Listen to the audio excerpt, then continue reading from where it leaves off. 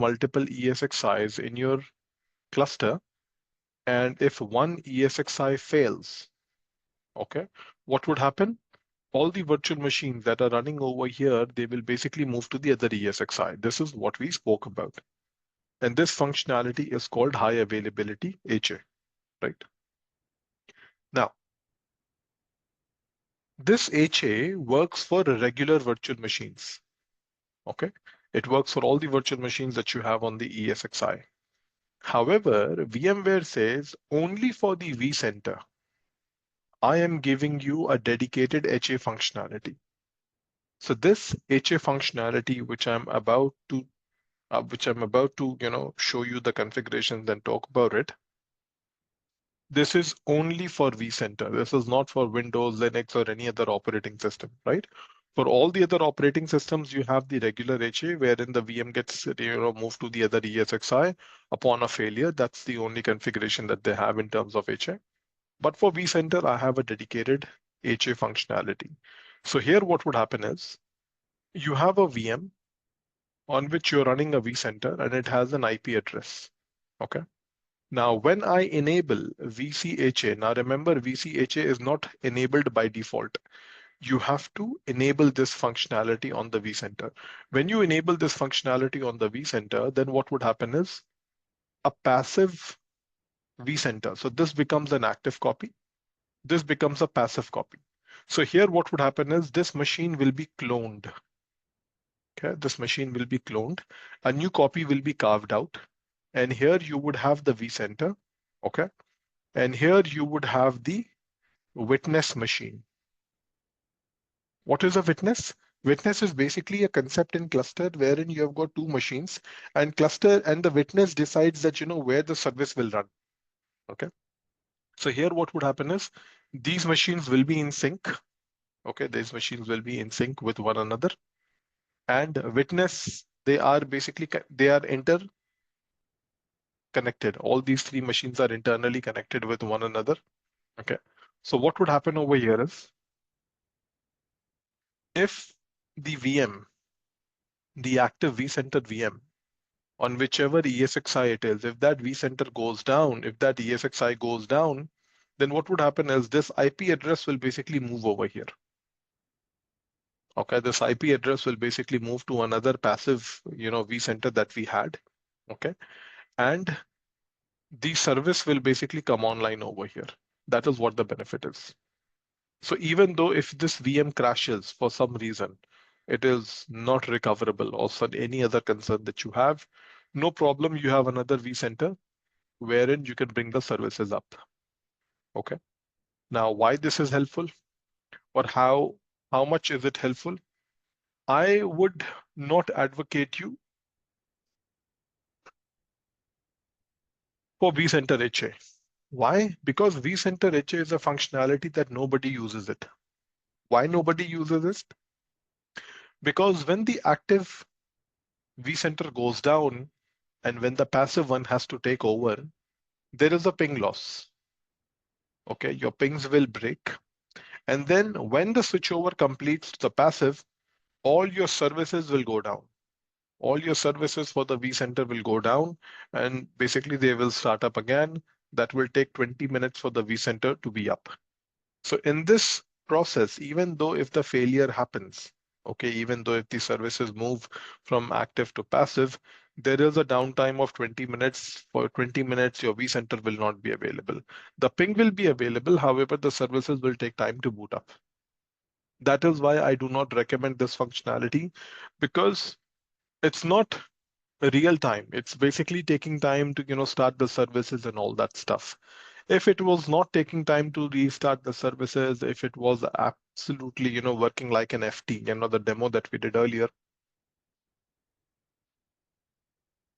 then I would have basically advocated for this configuration, but not over here. So to me, this configuration is not that great because the services are going down and things do not stay up. That's the reason over here. Okay. Now, what happens basically is you have the active machine, you have the passive machine, and you have the witness machine. Okay. They all get an internal network. I mean, these machines have to talk to one another. So what we do is we create a heartbeat network for them. We create a simple port group. You can call it as heartbeat.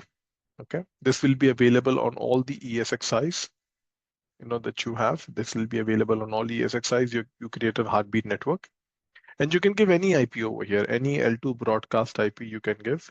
Just make sure that that IP is allowed on the network and the machines are able to talk to one another on that IP. That's all that you have to look at. Okay.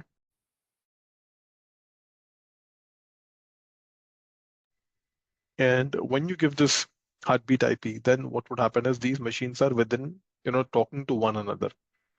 The management IP, the IP on which the vCenter is responding, is residing on active vCenter.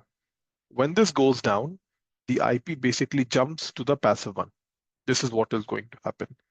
The witness machine never gets the IP address, the management IP address it never gets. It is only basically making sure that where the service will run. That is what the functionality of a witness is, nothing else. So how do we set it up? Let me show that to you. So for example, over here I've got VC05. Okay.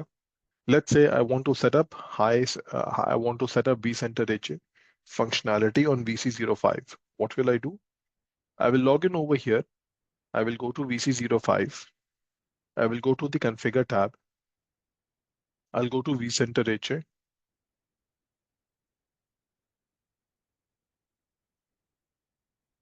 Okay. And now you see that, I have the option of setting up a vCenter HA. Now, if you look at the diagram over here, if we decode the diagram, what do you see over here? You have a witness machine, a passive machine, and an active machine. So currently, you do not have passive. You currently do not have witness. All that you have right now is only one VM, which is vCenter 05. That is all that you have right now. Okay. So now what will happen is when I will configure vCenter HA, when I will enable vCenter HA, then for this vCenter on this VM, a passive and a witness machine are created. Okay. So this will happen, a passive and a witness machine will be created when you enable vCenter HA. If you're not enabling vCenter HA, then you will not see these machines on the environment. Okay. Now, you see this diagram over here that they are internally talking to one another. Now, this is called as a vCenter HA network, or you can call it as a heartbeat network because these machines have to talk to internally to one another. Okay. Now you see over here that what would happen is every vCenter will get two network cards. The first network card, VNIC 0. This is the network card on which you have the IP address and where you can respond, where you can ping the vCenter, and this is where it responds to. Okay. The other network card, the VNIC, the NIC1 over here, this is for the internal communication. Okay, this is for the internal communication. So if you see the lines over here, the blue line, it basically goes to VNIC 1. Okay, this basically goes to VNIC 1, and VNIC 0 has basically no line over here. It is only for the outside communication that you have. Okay. Now, when the active goes down, then what would happen is the IP address, like I mentioned, will basically jump over here, and then you will get basically VNIC 0, the IP address over here. Okay. Witness never has a NIC 0. This is disabled by default. Witness only has the internal network just to communicate, check the heartbeat for the active and the passive vCenter. Okay. Any questions on this diagram? Okay, so now what I need to do, I need to click on the button, set up vCenter HA. Now it says that this this vCenter, VC05, is not running on the ESXIs which are managed by VC05. It is running on a different ESXi.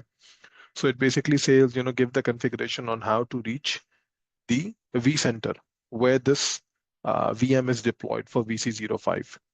So I'll say the VM is deployed on VC01. So you can log into VC01. Okay, you can connect on port 443. Here are the credentials. And now it will basically connect to VC01 because that is where the VC05 as a virtual machine resides over there. That's the reason. Okay, so now it says you want to configure vCenter HA.